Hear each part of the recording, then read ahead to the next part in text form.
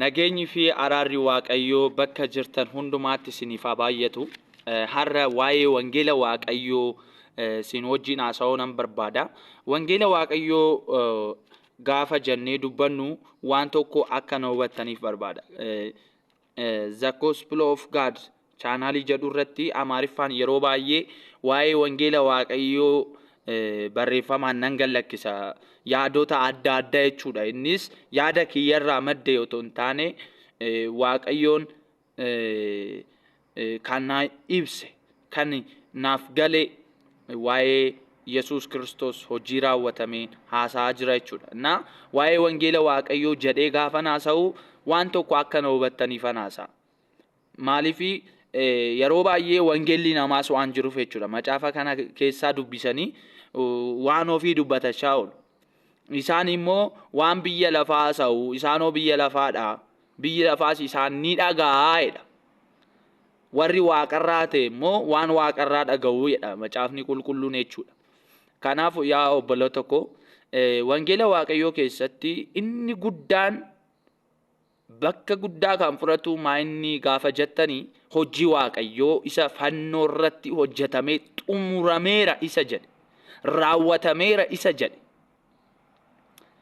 Jechuun maal jechuudha? Waaqayyoo ilmaan namootarraa waan barbaadu hundumaa, seerri waan barbaadu hundumaa, ilmaan namootaa gaafa jedhu ormoota illee dabalatee jechuudha. Achiin seerris jira warra Yihuudootaan ta'e ormoonni kan hin laallanne jechuudha. Isaan hundumaafuu kan barbaachisu hundumaa Waaqayyoo fuulduratti maal ta'eera? Raawwatameera. Kanaaf Waaqayyoo fuulduratti galuudhaaf nuti waan hojjenna takka illee hin jiru. Takka illee jechuudha. Ameen jennee fudhachuu malee. Kanaafidha. Aboon ijoollummaa kan argamu ameen jennee yoo fudhannidha. Yoo waaqarraa dhalannidha malee hojiidhaan miti jechuudha. Galanni guddaa Waaqayyoof haa ta'u. Garuu waan tokko isiniif ibsuufin barbaada. Wangeela Waaqayyoo kana keessatti shoora guddaa iddoo olaanaa fudhatee kan hojjetu namaaf kan ibsu Hafuura Qulqulluudha. Hafuurri Qulqulluun maqaa Yesuusiin gara biyya lafaatti kan ergamedha. Gara biyya lafaatti kan ergamedha jechuun maal jechuudha? Warra Yesuus Kiristoositti maqaa isaatti amananii cubbuu isaaniirraa al tokko bara baraan kan qulqulloota kan ta'an, qajeelota kan ta'an isaan keessatti buluuf, jiraachuuf, hojjechuuf dhufe. Innaa warra maqaa isaatti amananiif isaan keessatti bara baraan isaan wajjin jiraatedha. Caafanni qulqulluun wangeela Yohaannis boqonnaa 14 keessatti, 16 keessattis akkasumatti jechuudha. Innaa Hafuurri Qulqulluun kun waan isin keessa buluuf isin ni beektuu jedha. Kanaaf meeqa keessantu Hafuura Qulqulluu kana beeka. Innaa Hafuurri Qulqulluun immoo ni bulaa ni jiraata jechuun akkasumatti taa'aa oola jechuu miti. Hojiidhaaf dhufe, hojii qaba, hojii guddaa qaba. Fakkeenyaaf hojii isaa yookaan immoo maal jedhama miishinii isaa inni guddaan jechuudha. Bakka saditti otoo sinatti agarsiisee natti tola. Inni tokkoffaani Waaqayyoodhaaf hojjeta. Innis immoo anarraa fuudhee sinitti waan himuuf ana na kabajaa jedha. Waa'ee kiyyaasaa jedha. Tokko Waaqayyoon kabajuudhaan miishinii isaa ni raawwata jechuudha. Inni lammaffaan immoo qaama isaa keessatti ni hojjeta. Qaama isaa jechuun maal jechuudha? Warra maqaa Kiristoositti amanan akkuma sila isiniin jedhee cubbuu isaaniirraa al tokko bara baraan qullaa'anii jiru. Kanaaf qaama isaa keessatti gara Yesuus Kiristoositti isaan guddisaa jechuudha. Hojjetaa Yesuusin ibsaa dhugaa ba'aa fi waan isaaniif ta'e karaa Kiristoosiin maqaa isaa ibsaa fi dhiiga isaa ibsaa fi fannoo isaa ibsaa fi waa'ee koo inni dhufee dhugaa isinii baa'edha. Waan isin barsiisu hedduu ture amma garuu baachuu hin dandeessani jedhe. Maaliifi Hafuurri Qulqulluun waan isaan keessatti maaliifi Hafuurri Qulqulluun isaan keessatti dhufeen bulle yeroo sana dhiigni hin dhangaloofne. Dhiifamni cubbuun hin taane. Gaafa dhiifamni cubbuu al tokkoof bara baraan gaafa ta'u garuu Hafuurri Qulqulluu dhufee isaan keessatti bule yookaan nu keessatti bule. Kanaaf qaama isaa keessatti Afurri qulqulluun ni hojjeta gara Yesuusitti gara Waaqayyootti gara guutummaa Waaqayyootti nu guddisa jechuudha. Akka lubbuun teenya akka beektuuf jechuudha. Inni sadaffaa fi inni guddaan immoo afurri qulqulluun mishiin isaa biyya lafaa irratti ni hojjeta. Warra Yesuus hin amannetti ni hojjeta. Inni kun ibsa bal'aa barbaada. Haa ta'u iyyuu malee akkamitti hojjeta gaafa jedhu isaan ni cebbaa. Cubbuu isaaniitiin ni cebbaa. Qajeelummaadhaafis isaan immoo ni barsiisa. Yesuus Kiristoos gara Waaqayyootti waan deemeef jechuudha. Innaa qajeelummaan argameera hojii keessaniin miti jedhee afurri qulqulluun maal godha biyya lafaatiif barsiisa. Kana qofaa miti. Waa'ee firdii ni barsiisa. Innis immoo seexanni waan itti faradameef jedha.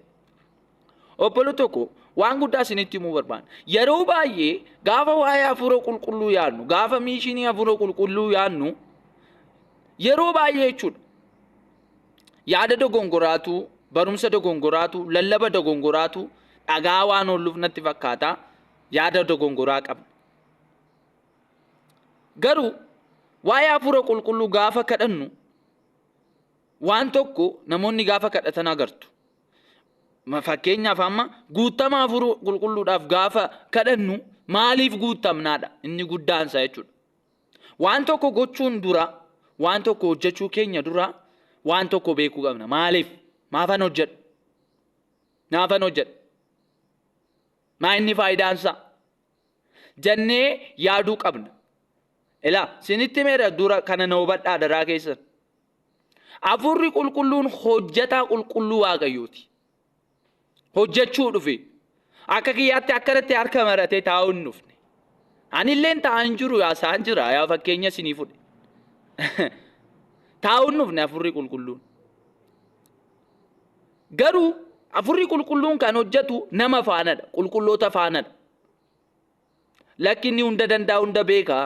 Kophaa hin hojjetaa hinaan jechuu dandeessu. Kophaa hin hojjeta beeka isa danda'aadha. Garuuyyuu afurri qulqulluun qulqulloota faana hojjechuu barbaada. Maaliif nutis hojjettoota Waaqayyoo qulqulluu waan taaneef. Maqaan isaayyuu tokkummaa afura qulqulluu jedhamee waamamee jira. Ittiin koromii fi kiyya sirrii yoo ta'e ማለት የመንፈስ ቅዱስ ህብረት ይለዋል። የህብረት መንፈስ ነው መንፈስ ቅዱስ። አፉረ tokkummaadha. Tokkummaa kan jaalatudha. Hojiidhaaf jechuudha. Galanni guddaan kan gooftaadha.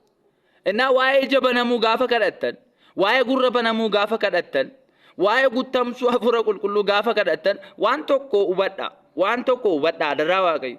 Namni afurri qulqulluudhaan guuttame Yesuusiin beekuu baannaan, Yesuusiin baruu baannaan, Yesuusiin machaa'uu baannaan, gara Yesuusitti guddachuu baannaan, gara biyya lafaatti, gara haamiitti, gara cubbuutti, gara wangeela namaatti, gara ofitti, tukuratiin isaa xiyyeeffannoon isaa gara namaatti yoo ta'e cheekoof godha. Ija keessan gaafa ani na dhibam kiisii namaa arguudhaaf, mana namaa arguudhaaf, badii namaa arguudhaaf, cubbuu namaa arguudhaaf iji kiyyaa habanamu jettee amma siin kadhatta obboleessa obboleetti. Big shame. Dhugaa sheemaa kan waan itti sheemaanu qabnaa waan ittiin sheemaane qabna nuti. Cubbuutti sheemaan wangeelatti garuu sheemaan. Hubadhaa sirriitti anaasaan jiru wangeela Waaqayyoo waan ta'eef jechuudha. Wangeela Waaqayyoo faana walii galuu barbaadda inni guddaan afura qulqulluu faana, hojii afura qulqulluu faana, mishinii afura qulqulluu faana walii galuu qabna. Dirqama keenya waan ta'eef jechuudha. Haleluuyaa ምናምን irgufamtee teessee wambarii caccabsitee deebitee immoo kana ara yaa deebinu maaloo afura qulqulluudhaaf abboomamna. Lakki afurri mee hojii ergamootaa dubbisaasin. Hojii ergamootaa keessatti afurri qulqulluu maal hojjechaa ture? Yeroo baay'ee Phexrosiin haasofna, yeroo baay'ee Phaawulosiin haasofna, kan biraa illee ni haasofna. Mee isaan haadhiisnu, mee afura qulqulluu isaan keessatti taa'ee isa hojjetu laalla. Maal hojjechaa ture? Maala haasaa ture? Kana hubadhaa. Yesus gooftaadha. Gurri keessan gaafa banamu iccitii namaa dhaga'uuf miti. No, oduu namaa. Namni ta'e waan akkasii haasaa jirta gubaa'ee kana gidduudha. Ara dhiisaa maal rakkatteeti waa'ee namaa dhugaan gurri kee gara namaatti moo gara Waaqayyootti baname? Lakki Waaqayyo iccitii namaa hin ibsuu jechuu dandeessu. Waaqayyo waan hundumaa hin danda'a obboloota koo. Garuu Waaqayyo intini gadi hin godhinaa ziqqaatti adarguut. Hafuurri qulqulluun hojii guddaa baatee dhufe. Mee Ibroota dubbisaa. Waa'ee aarsaa ta'uu Yesus al tokkoof bara baraan cubbuu keenyaaf jedhee aarsaa isa ta'e cubbuu keenya isa nuu dhiise. Kakuu moofaa keessatti waa'ee isaa kan barreeffame akka gaaddidduutti akka ta'e inni luba amanamaa akka ta'e luba bara baraan guyyaa guyyaan seenee cubbuu kanneessoo otoo hin taane al tokko dhiyeessee bara baraan kan ta'u kan boqote kan taa'e kan kabajame kan ulfaate akka ta'e dudubbatee raawwatee isaanitti jechuudha. Waa'ee isa kanaatiif hafuurri qulqulluun dhugaa hin bahaadha.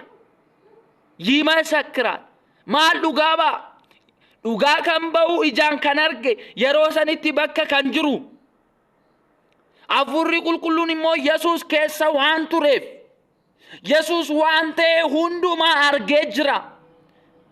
Inni gargaaraa waan tureef jechuudha. Haleluuyaa. Maaraabaa gaajaalaa boos. Ibroota boqonnaa 8 dubbisaa sakattaa xiyyeeffannoodhaan sammuu banamaatiin fi ija banamaan qalbii banamaatiin. Yesus kun baay'ee sin jaalata dhugaa. Innaa waa'ee isa kanaatiif hafuurri qulqulluun dhugaa hin ba'a. Hafuurri qulqulluun hojiinsaa maa inni dhugaa ba'u waa'ee maalii? Waa'ee Yesus. Waa'ee hojii xumurame, waa'ee fannoo isaa. Iccitii namaa, cubbuu namaa, maalii qottata namaa, mana namaa sirumaayyuu keessa darbanii qalamii faalaalu. Bara namaa malaaqa faalaalu. Bara akkamii keessa akka jirru laala. Namni wangeela keessaa ba'eera takka. Sokkeera wangeela keessa. Addunyaa waaqaa keessaa ba'eera, hafuura Waaqayyoo keessaa ba'eera. Yaadattu miti kana dubbadhee nan fixa. Waldaa Efesoon ni yaadattu. Hin machaa'inaa jedheen. Maaliidhaan hin machaa'inaa jedheen? Wayniidhaan, dhugaatiidhaan hin machaa'ina. Qooda isaatiin hafuura qulqulluun sinitti haguutu. Hafuura qulqulluun gaddisiisinaa jedhe. Yeroo isa fayyinaatti isa itti mallatteeffamtan hafuura qulqulluu maaliin godhinaa? Hin gaddisiisinaa. Waa'ee maaliif? Waldaa Efesoon keessatti inni guddaan hirrinni isaanii jalqabaa kaasee amma dhumaatti rakkinni isaanii inni gidduu hubannaadha. Waa tokko xiyyeeffatanii hin argan. Waa tokko xiyyeeffatanii hin hubatan. Yeroo hundumaa in rakkinni isaanii guddaan hubannaadha. Beekumsa dhabuudha. Sanaf naachoo dhibaa'oota. Arrarreen waldaa kiristaanaa keessatti namoonni akkasii ni jiru. Dhibaa'ummaan isaanii namarra darbee ofii isaanirraa darbee hafuura qulqulluu gaddisiisuu jalqaban. Maal jechuudha? Hojii hafuura qulqulluudhaaf hin abboomaman. Hafuura qulqulluudhaaf hin abboomaman. Hafuura qulqulluu faana walii galanii hojjetan. Qooda isaatiin garuu ni gaddisiisu. Hamii jalqabu, lola jalqabu, bitibbitii midhaana jalqabu, keessa darbanii dhugaatii jalqabu. Takka lamaan tokkotu naamin jechuu jalqabanii itti badan itti qixxaan. No jedheen isaan. Simmee warra dukkana keessa jiraatanii miti. Sin dukkana keessa baataniitu sin ijoollee ifaati. Akka nama ogummaa hin qabneetti osoo hin taane akka nama ogummaa qabutti deddeebi'a. akkamitti hafuura qulqulluudhaan guutamu. maal jechuudha hafuura qulqulluun guutamu jechuun samiirraa dhufee nu keessa no to'annaa isaa jala ta'uu hafuura qulqulluudhaan biitamu መገዛት ለመንፈስ ቅዱስ ኦነር ማድረግ መንፈስ ቅዱስን ማክበር መንፈስ ቅዱስን ከበጁ ኢዶላና ከኑ በቃ ይሳላችሁ አገፈችሁ አገው ማላሳ ዱቢና ፉሪ ቁልቁሉ ማይዳ ማልበርሲሳ ኢየሱስ ራባሻንዳ ጋዳላቦ ኢየሱስ ከሰቲ ማቲ ዶኮቴ ጅርታ ሄዋን አኩማ አዳም ከሰ ዶኮቴ ጅርቱ አትሌን ኢየሱስ ከሰቲ ዶኮቴ ጅርታ አትሌን ኢየሱስ ከሰ ጅርታ ሃሉ ሰማን ማሮባሳ ጋዳላቦ ኢየሱስ ጎፍታል ኢየሱስ ጎፍታል ኢየሱስ ጎፍታል ኢየሱስ ጎፍታል አት ኢየሱስ ከሰ ዋን ኦኮቴ ጅርቱፍ ልክ አፉሪ ቁልቁሉ ዋይ ኢየሱስ ጋፈ ሲበርሲሱ ዋይ ከ ሲበርሲሳ ጅር ማሊፍ አቲ ቃማ ክርስቶስዳ እንሞ ማታኬት ሲንቶኮዳ አማ ማታካና ኪያፊ ቃማ ኪያ ከን አደባሱ እንደንደሱ mataan kuni qaama kana malee hin bareedu qaamni kun mataa kana malee hin bareedu wangeela waaqayyoo keessattis Kiristoos si malee hin bareedu ati Kiristoos malee hin bareedu maaliif wal keessa jirtu akkamiin dhiiga Yesuusiitiin kanaaf Yesuus gaafa kadhattu yaa abbaa ani si keessa ati ana keessa akkuma jiran isaan illee nu keessa isaan nu keessa nu immoo isaan keessa akka jiraannu taasiste galanni siif haa ta'u. Wangeela Yohaannis boqonnaa 17 sakattaa dubbisaa ija banamaan fi qalbii banamaan fi sammuu banamaan laphee banamaan macaafa kana dubbisaa.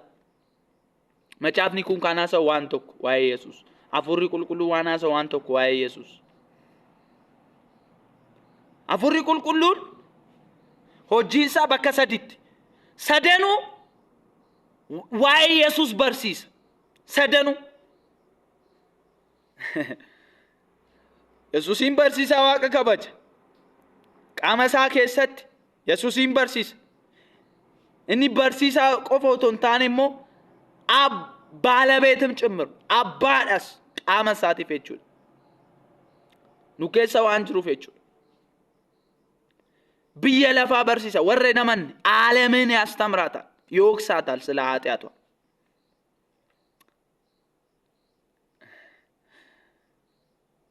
እግዚአብሔር አይናችሁን ይክፈት አይናችሁን ከከፈተ አይቀር ግን የሰው ኪስ ለማየት አይደለም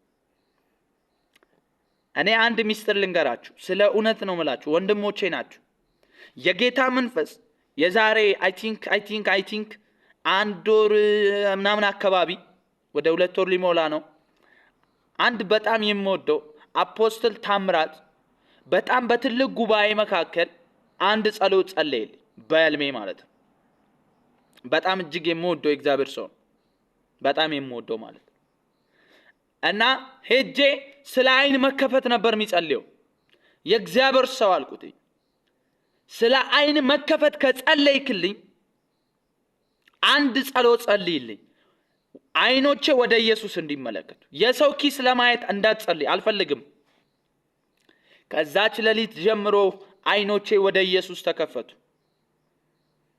ለኔ የዛን ቀን ደማስቆ ሆነልኝ ደማስቆ ላይ አይኖቹ የታወሩ ብቻ አልነበሩም ልክ ከዛ ሲነሳ አይኖቹ ተከፈቱ አይኖቹ የተከፈቱት ግን ወደ ኢየሱስ ከዛ ሰዓት ጀምሮ የዛ ሰውዬ ታሪክ እንደተለወጠው ኢየሱስን የእድሜ ልኩ ርዕስ የእድሜ ልኩ ህይወቱ እንዳረገው እኔም እንደዛው ሆንኩ እናንተም በኢየሱስ ክርስቶስም እንደዛው ሆኑ ስለዚህ መንፈስ ቅዱስ የሚያስወድቅ የሆነ ምናምን የሚቻል ከዛ በኋላ ያለው ውጤት ነው ከእግዚአብሔር እንደሆነ የሚረጋገጠው ተባርካችኋል መንፈስ ቅዱስ ስለ ክርስቶስ የሚመሰክር ሕያው ምስክር የእግዚአብሔር ቅዱስ ሰራተኛ ነው።